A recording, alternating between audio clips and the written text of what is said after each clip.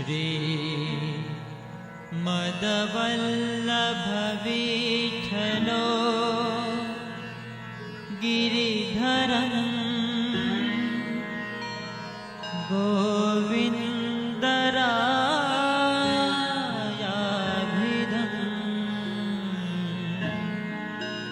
श्रीमद बालकृष्ण गोकुलपति नाथं रणुनाथता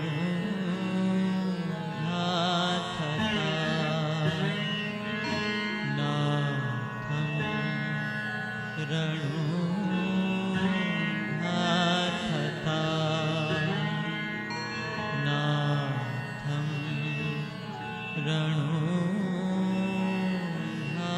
नाथं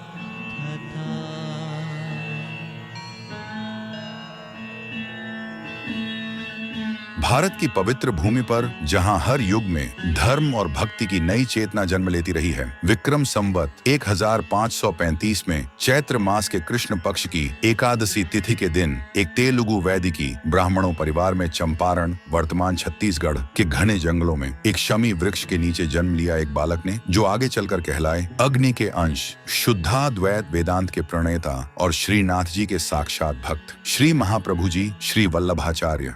श्री महाप्रभु जी कौन है, उनका योगदान क्या है?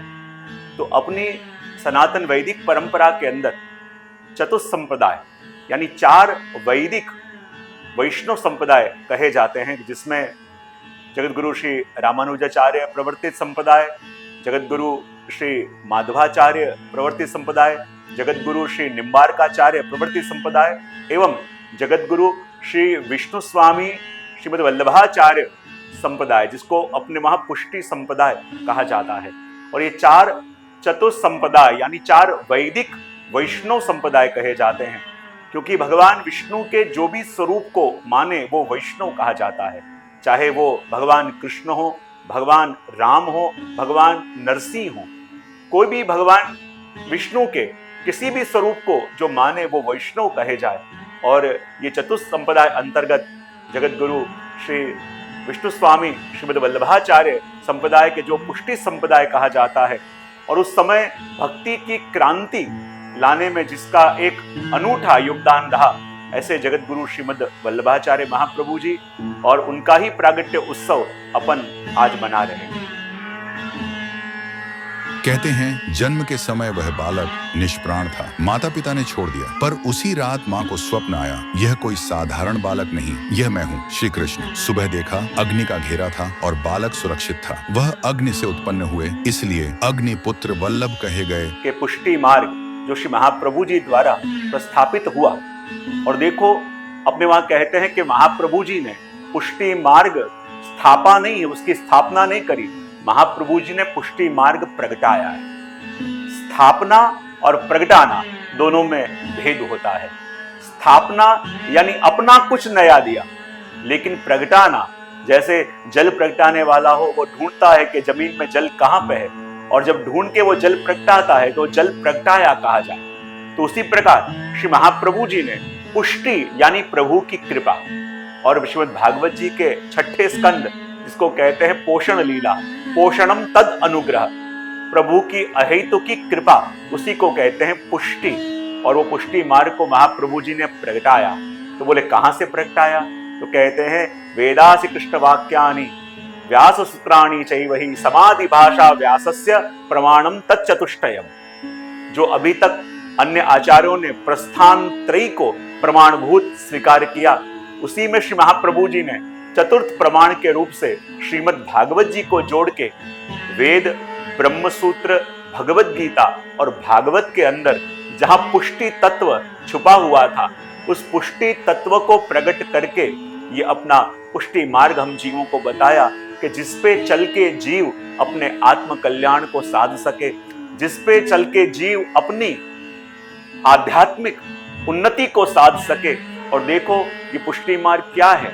श्री महाप्रभु जी के मार्ग की ये विशेषता है कि और मार्गों में चल के प्रभु तक जाना होता है, पर ये मार्ग ऐसा है जिसमें प्रभु के पास जाना नहीं होता, स्वयं प्रभु चल के हम वैष्णव के घर आते हैं और वहां विराज के जीव के ऊपर कृपा करते हैं, तो ये ऐसा विलक्षण मार्ग कि जब औरों से पूछा जाए कि भगवान कहाँ है, तो कोई ऊपर देखता है, बोले ऊपर वाले हैं, कोई देखता है मंदिरों में है, लेकिन महाप्रभु जी का ये अभिगम कि मेरे प्रत्येक वैष्णव का घर भी एक मंदिर बने, और जब कोई पूछे कि भगवान कहाँ है, तो वो दावे से कह सके कि प्रभु मेरे संग मेरे घर में है, और मैं प्रभु के संग प्रभु को अपने जीवन के केंद्र में लाके अपने जीवन का निर्वाह एक वैष्णव के रूप से कर रहा हूं। ये एक विशिष्टता श्री महाप्रभु जी ने हमें प्रदान करी है। बाल्यकाल से ही विद्वता से पूर्ण श्री वल्लभाचार्य जी की शिक्षा 7 वर्ष की आयु में 4 वेदों के अध्ययन से शुरू हुई।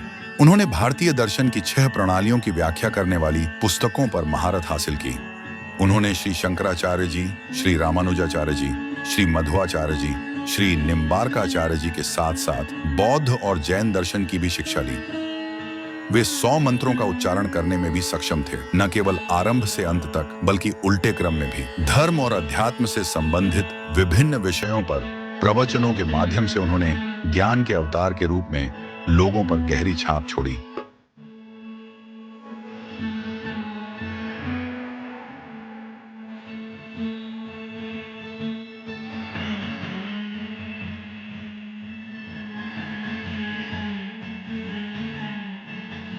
अब उन्हें बाल सरस्वती के रूप में सराहा जाने लगा। वल्लभाचार्य जी ने केवल 12 वर्ष की उम्र में वेद, उपनिषद, शास्त्रों पर अधिकार पा लिया। फिर आरंभ हुई उनकी 20 वर्षों की भारत यात्रा। पूरे देश को 3 चरणों से नापकर जीवन के हर कोने में श्री कृष्ण भक्ति की अलख जगाए। उनकी 84 बैठकें केवल स्थल नहीं बल्कि आत्मा को स्पर्श करने वाले तीर्थ हैं। ये वो स्थान हैं जहां उन्होंने अपने उपदेश, प्रवचन और श्री कृष्ण की अनन्य भक्ति का प्रसार किया। 84 बैठकों का हर स्थान श्री वल्लभाचार्य जी की यात्रा का एक अध्याय है, जहां उन्होंने किसी विशेष भक्त को मार्गदर्शन दिया या किसी चमत्कारी घटना की साक्षी दी। ये बैठकें उत्तर भारत, मध्य भारत, गुजरात, महाराष्ट्र, दक्षिण भारत तक फैली हुई हैं। इन स्थानों पर आज भी पुष्टि मार्गीय परंपरा के अनुसार सेवा, भजन और वाणी का पठन होता है। हर बैठक अपने आप में एक कथा स्थल है, जहां उनके जीवन का कोई विशेष प्रसंग जुड़ा है। ये बैठकें भक्त और भगवान के बीच संबंध की जीवंत व्याख्या करती हैं, जहां भक्ति, दर्शन और सेवा एकाकार हो जाते हैं। जगत गुरु श्रीमद् वल्लभाचार्य जी के तत्व ज्ञान को शुद्धाद्वैत ब्रह्मवाद कहा जाता है। और शुद्धाद्वैत की व्याख्या क्या? शुद्ध तत्व यानी माया संबंध रहितम, शुद्ध। और शुद्धाद्वैत ब्रह्मवाद का फिलॉसफी क्या? महाप्रभु जी मानते हैं कि जीव सत्य, जगत सत्य और संसार मिथ्या। देखो, अन्य आचार्यों में, अन्य परंपराओं में जगत को भी मिथ्या माना गया है, लेकिन महाप्रभु जी ऐसे आचार्य हुए कि जिन्होंने जगत और संसार ये दोनों को अलग अलग करके बताया। बोले जगत क्या है? बोले जगत तो परमात्मा का सर्जन है। और जब भगवान स्वयं शास्त्रों में आज्ञा करते हैं कि एको हम बहुश्याम प्रजाय, भगवान ही जगत के रूप से विस्तरित हुए, तो फिर भगवान का ही जो स्वरूप है वो मिथ्या कैसे हो सकता है?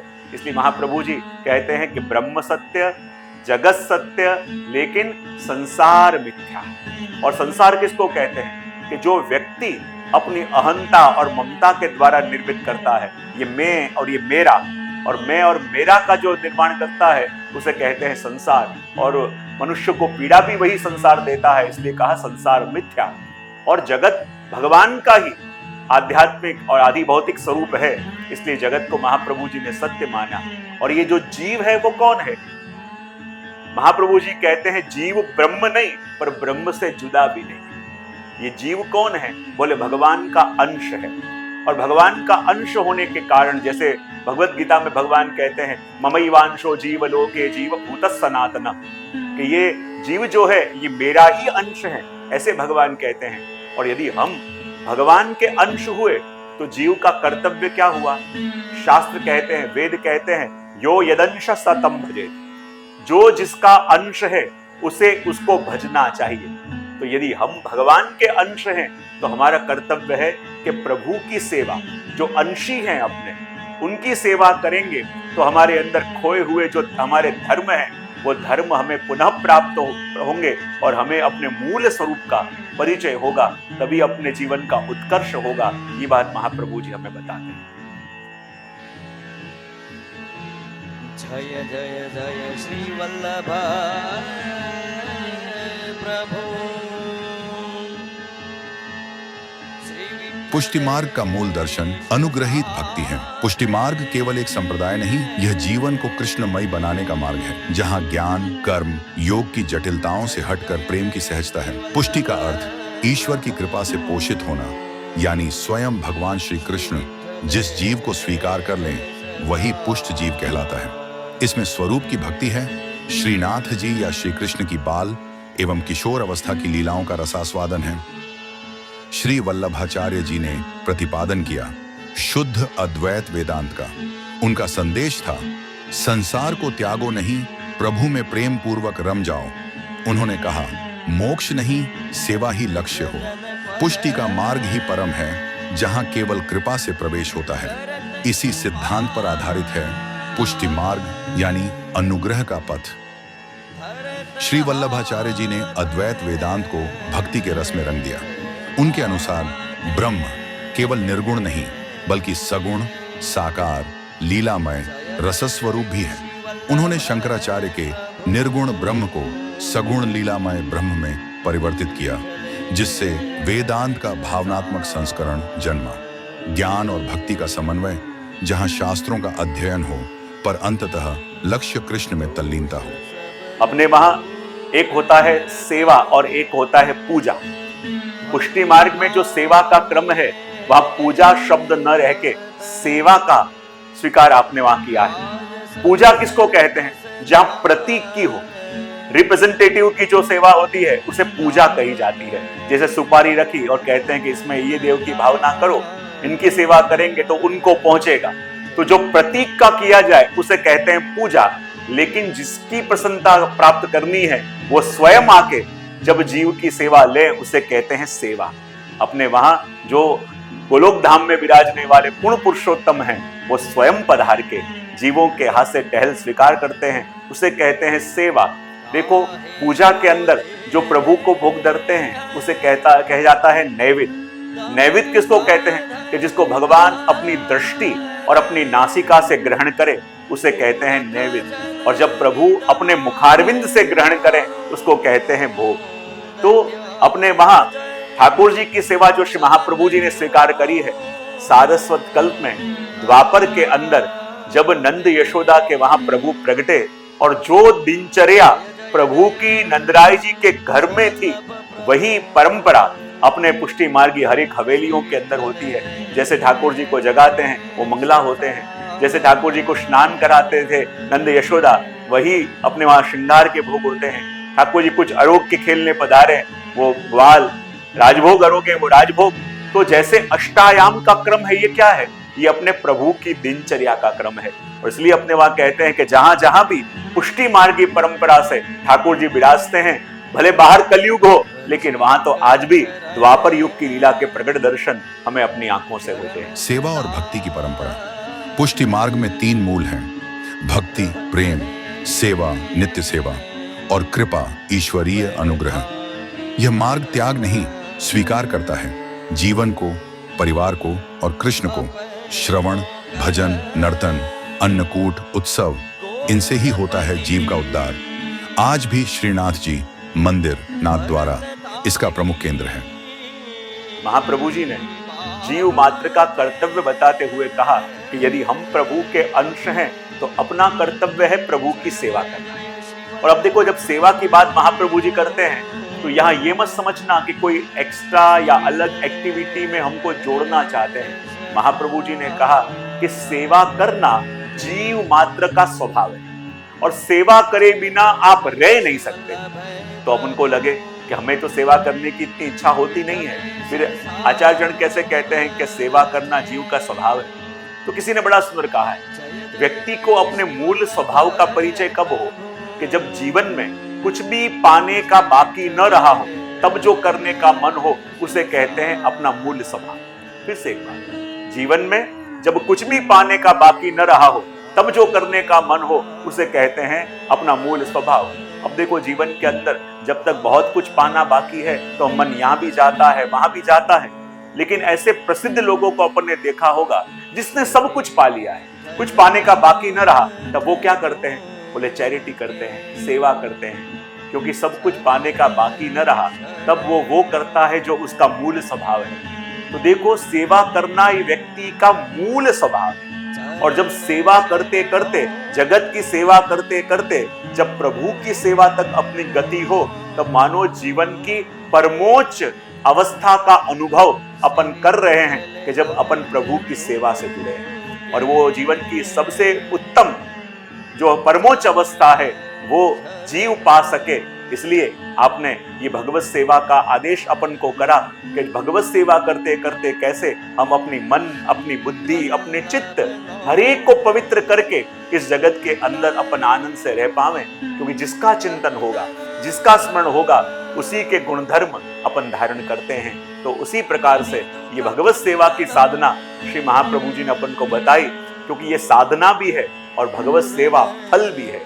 जब प्रारंभिक अवस्था है तब इसे साधना कहा जाता है, लेकिन जब प्रभु दर्शन देने लगे, मांग मांग के लेने लगे, तब वही फल रूप हो जाती है। तो अपने वहां सेवा के अलावा हमारे वैष्णव और कुछ चाहते ही नहीं है। यही मांगू गोपी जन वल्लभ, मानुष दे और हरि सेवा। श्री वल्लभाचार्य जी की रचनाएं, दार्शनिक योगदान और साहित्य। श्री वल्लभाचार्य जी ने अपनी विभिन्न रचनाओं में अपने दार्शनिक और भक्ति विचारों को दर्शाया है, जैसे अणुभाष्य या ब्रह्मसूत्र नुभाष्य, वेद व्यास के ब्रह्मसूत्र पर भाष्य, तत्वार्थ दीप निबंध, अध्यात्म के मूल सिद्धांतों पर निबंध 3 अध्याय, अध्याय 1 शास्त्रार्थ प्रकरण, अध्याय 2 सर्वनिर्णय प्रकरण, अध्याय 3 भगवतार्थ प्रकरण, श्री सुबोधिनी, श्रीमद्भागवत महापुराण पर भाष्य, षोडश ग्रंथ, 16 लघु रचनाएं, अनुयायियों को भक्तिपूर्ण जीवन के बारे में उपदेश देना, जिसमें श्री यमुनाष्टकम, बालबोध, सिद्धांत मुक्तावली, पुष्टि प्रवाह मर्यादा, सिद्धांत रहस्यम, नवरत्नम, अंतःकरण प्रबोध, विवेक धैर्य श्रेय, कृष्णाश्रय स्तोत्रम, चतुश्लोकी, भक्तिवर्धिनी, जल भेद, पंचपद्याणी, संन्यास निर्णय, निरोध लक्षणम, सेवा फलम। मुख्य साहित्य के अलावा उन्होंने पत्रावलंबन, पूर्व मीमांसा भाष्य, मधुराष्टकम, गायत्री भाष्य, पुरुषोत्तम सहस्त्र नाम स्तोत्र, त्रिविध लीला, नामावली आदि अन्य महत्वपूर्ण कृतियों की भी रचना की है। हमारे पुष्टि मार्ग के अंदर कहते हैं ना, जैसे वेदादि की ध्वनि होती है देव अर्चना के समय, वैसा ही महत्व अपने वहां पुष्टि मार्ग में अष्ट सखा की वाणी, जिसको हवेली संगीत के नाम से आज लोग जानते हैं, वो कीर्तनों का इतना ही महत्व है। क्योंकि हमारे जो अष्ट छाप हुए, उन्होंने ये सोच के कल्पना करके इसकी रचना नहीं करी। प्रभु की जैसी जैसी लीलाओं के दर्शन उनको हुए और उन्हीं का वर्णन उन्होंने इन पदों के माध्यम से किया। तो ये कीर्तन भी अपने वहां वेद रूप हैं, और इसीलिए ठाकुर जी जगते हैं तो इन कीर्तनों से जगते हैं। हमारे प्रभु अरोगते हैं तो कीर्तनों के द्वारा, और हमारे प्रभु पौड़ते हैं तो भी ये कीर्तनों के द्वारा। तो हमारे वहां ये कीर्तनों को भी वेद रूप माना जाता है, और वेद रूप ही महत्ता उसकी अपने वहां स्वीकारी जाती है। पुष्टि मार्ग में पूजा नहीं, सेवा होती है। सेवा का अर्थ केवल मूर्ति की आराधना नहीं, बल्कि भगवान को मित्र, बालक, प्रियतम मानकर उनकी नित्य दिनचर्या का अंग बन जाना। अष्टयाम सेवा, 8 भागों में विभाजित दैनिक सेवा, जैसे जागरण, स्नान, भोग, शयन आदि स्वरूपानुसार सेवा, जिसमें हर भक्त अपनी भावना अनुसार ठाकुर जी की सेवा करता है। इसी रीत से कहा कि जब सेवा का प्रारंभ होता है ना, तो बाल भाव से प्रारंभ करना चाहिए। और बाल भाव से प्रारंभ क्यों करना चाहिए? क्योंकि बालक के पास हम जल्दी कुछ मांगते नहीं हैं, और यही कामना रहती है कि ऐसा हम क्या करें कि बालक को प्रसन्न करें। क्योंकि शुरुआत में ही यदि मांग उठने लगी, शुरुआत में ही यदि डिमांड उठने लगी, तो फिर अपन भक्त नहीं रहे, हम व्यापारी होके प्रभु के पास गए कि मैं इतना करूं तो प्रभु भी मेरे लिए इतना करें।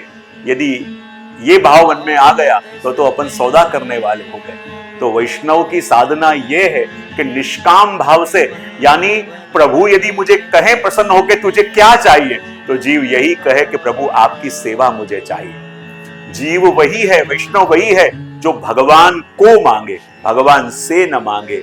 जब भी चाहे भगवान को चाहे, भगवान से न चाहे, तभी वो निष्कामता उसके हृदय में प्रगटेगी, और तभी वैष्णवी जीवन की सार्थकता सिद्ध होगी। आज श्री वल्लभाचार्य की परंपरा देश विदेश में फैली है। नाथ द्वारा राजस्थान, चंपारण, छत्तीसगढ़, वाराणसी, मथुरा, गुजरात, महाराष्ट्र, हर जगह उनके 84 बैठक आज भी जीवंत हैं। उनके वंशज गोसाई जी आज भी इस परंपरा को आगे बढ़ा रहे हैं। जगत गुरु श्रीमद वल्लभाचार्य जी के वैष्णव आज पूरे विश्व के अंदर 5 से 6 करोड़ की संख्या में विद्यमान हैं और कहते हैं कि ये उत्सव का दिन वो है कि जहां हम अपने आप के आत्म का चिंतन करें कि श्री महाप्रभु जी के उत्सव को अपन मना रहे हैं और श्री महाप्रभु जी की वाणी को पालन करने का संकल्प भी अपन करें। एक होता है वल्लभ को मानना और दूसरा होता है वल्लभ का मानना। तो उत्सव मनाने का तात्पर्य यह है कि पुनः एक संग वैष्णव मिलकर संकल्पित हों कि आपने जो आज्ञा हमारे लिए करी है, हम आपके ऊपर तो गर्व करते हैं कि आप जैसे हमारे गुरु हैं, पर उत्सव मनाते हैं इसलिए कि आज के दिन संकल्प करें कि एक दिन ऐसा आवे कि हमारे श्री वल्लभ भी हम वैष्णव के ऊपर गौरव करें कि मुझे गौरव है कि मेरे ऐसे वैष्णव हैं। तो ये संकल्प अपन कर सकें, इसलिए जगह जगह श्री महाप्रभु जी के उत्सव मनाए जाते हैं ताकि सब वैष्णव मिलके वल्लभ की वाणी का अनुसरण करने के लिए संकल्पित हो सके। हर वर्ष वैकुंठ एकादशी वैशाख कृष्ण पक्ष को मनाई जाती है। श्री वल्लभाचार्य जयंती 2025 में यह पावन दिवस 24 अप्रैल को है। श्रीनाथ जी के मंदिरों में भक्त उमड़ पड़ते हैं। भजन, कीर्तन, प्रवचन, अन्नकूट, ये दिन बन जाता है दिव्य आनंद का पर्व। ये केवल एक संत की जयंती नहीं, श्री कृष्ण की कृपा के आगमन का उत्सव है। जब आचार्य होते हैं ना, तो आचार्यों के लिए एक शब्द शास्त्रों में आता है पुरोहित। पुरोहित किसको कहते हैं कि जो पूर्व में ही अपने हित का विचार करे। और श्री महाप्रभु जी ने कहते हैं जब जब भी कोई आचार्य आते हैं तो पहले पूरे भारत का देश का परिभ्रमण करते हैं और परिभ्रमण करके ये देखते हैं कि आज के मानव के मन में क्या चल रहा है, आज का मनुष्य कहां फंसा हुआ है, उसके मन की विचारधारा क्या है। क्योंकि जब तक रोग को जानेंगे नहीं, उसकी दवा कैसे देंगे। और जब ये रोग को जाना महाप्रभु जी ने कि आज संसार कहां जा रहा है, उसकी विचारधारा क्या है, और तब ये 5-6 सूत्र अपन को दिए। सबसे पहले कहा स्वधर्माचरणम शक्या, यानी अधिक अधिक समय अपने धर्म को जान के अपने धर्म के अनुरूप आचरण करने का प्रयत्न सतत करते रहना चाहिए।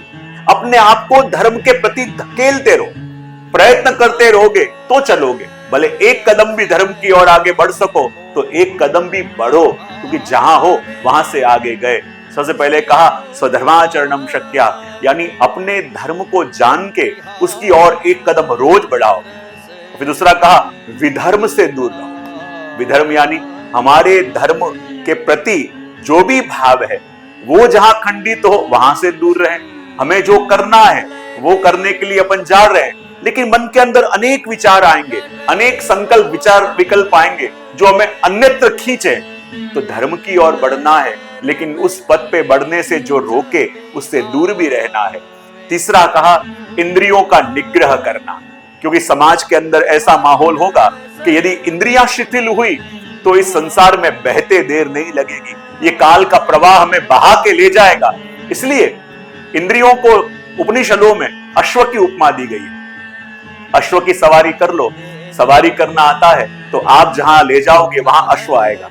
लेकिन सवारी तो कर ली है, लेकिन सवारी करना आता नहीं है, तो जहां अश्व ले जाएगा वहां हमें जाना पड़ेगा। और इसलिए तीसरी बात महाप्रभु जी ने कही कि अपने इंद्रियों की लगाम सतत अपने हाथों में रखो। चौथी वस्तु कही जीव मात्र के अंदर वही कृष्ण है कि जिनकी सेवा मैं करता हूं। जब ये भाव आएगा तो हरेक के प्रति करुणा, हरेक के प्रति दया और हरेक के प्रति क्षमा भाव अपने मन में जागेगा। कहते हैं जगत में जो भी कुछ मिले उसका उपभोग कैसे करना है। उपनिषद कहते हैं ना तेन तक्तेन भोजिता, उसे कहते हैं ना कि ममता का त्याग करके उसका उपभोग अपन को जीवन में करना चाहिए। जो भी प्रभु के द्वारा अपन को मिले तो उसमें अटैचमेंट रखे बिना उसका उपयोग अपन को करना चाहिए। और आगे कहा कि जगत के अंदर कहते हैं ना परिस्थितियां बदलती रहती हैं, और जैसी भी परिस्थितियां जीवन में बदले तो उसका अनुभव कैसे करना चाहिए। कहते हैं समान रह के, स्वस्थ रह के और शांत रह के जीवन की हर एक परिस्थिति में हमें मध्यम और दृढ़ रहना चाहिए। ये बात श्री महाप्रभु जी ने जो आज से 500 वर्ष पहले करी लेकिन आज के युग में भी, आज के जीवन में भी श्री महाप्रभु जी की वो आज्ञा, चाहे बाल हो, चाहे युवा हो, चाहे किसी भी अवस्था के जीव क्यों ना हो, हर एक को वो बातें लागू पड़ती है। और महाप्रभु जी का मूल सिद्धांत यह है कि अपने जीवन के केंद्र में अपने कृष्ण को ले आओ। वैष्णव के जो भी व्यवहार होते हैं, वैष्णव के जो भी कर्तव्य होते हैं, उसके मध्य में, उसके केंद्र में हमारे प्रभु, हमारे गोवर्धनधरण, हमारे कृष्ण आ जाएं, तो मानो ये विश्व वैष्णवी जीवन की सार्थकता सिद्ध हो गई है। आधुनिक संदर्भ में पुष्टि मार्ग की प्रासंगिकता ज्ञानी और रसिक भक्त दोनों को जगह जब दुनिया में अशांति, भटकाव और मानसिक तनाव बढ़ रहा है, तब पुष्टि मार्ग मन को प्रेम, रस और आनंद से भरने का एक आध्यात्मिक समाधान प्रस्तुत करता है। मूल्य आधारित जीवन, सेवा, समर्पण और माधुर्य भाव, पारिवारिक भक्ति प्रणाली जहां संपूर्ण परिवार ठाकुर जी के सेवक बनते हैं। श्री वल्लभाचार्य जी का मार्ग श्रद्धा और रस का समन्वय है, जहां एक ओर तत्व ज्ञान की गहराई है, वहीं दूसरी ओर नंदलाल के प्रति बाल भाव, वात्सल्य और माधुर्य भाव है। आज जब संसार द्वंद्वों से भरा है, वल्लभाचार्य जी की वाणी हमें याद दिलाती है, जीवन का सार त्याग में नहीं, प्रेम और सेवा में है। उनकी जन्मोत्सव पर आइए हम संकल्प लें, प्रभु की सेवा, संतों की संगति और आत्मा की शुद्धि का। जय श्री कृष्ण, जय श्री महाप्रभु श्री वल्लभाचार्य।